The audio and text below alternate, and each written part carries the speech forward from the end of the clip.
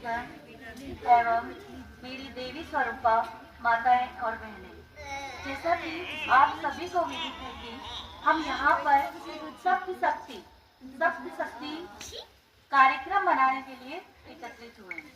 सप्त शक्ति यानी श्रीमद् भगवत गीता की 10वें अध्याय के 34वें श्लोक से लिया गया है। ये कीर्ति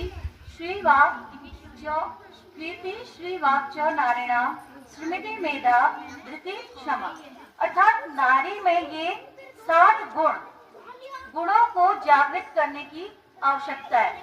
ये 7 गुण जो हमारी थोड़ा समय इसको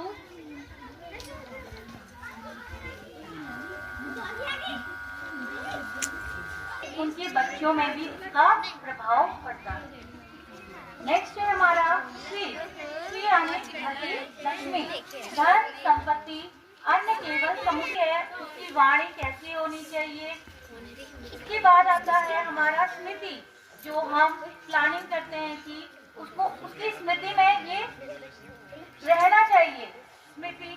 फिर है मेधा का अर्थ है धारण शक्ति, उसमें जो धारण करने की क्षमता होती है, उसकी समझ होती है, जिसको वो कुछ डिसीजन के रूप में लेती भी है अपनी समझ के अकॉर्डिंग, अपनी गृहस्थी को चलाने के लिए।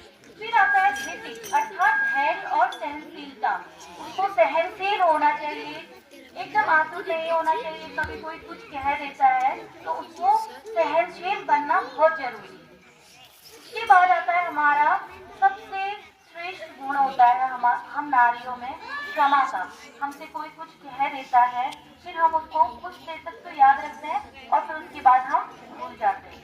चलिए अब मैं अपने विषय पर आती हूँ।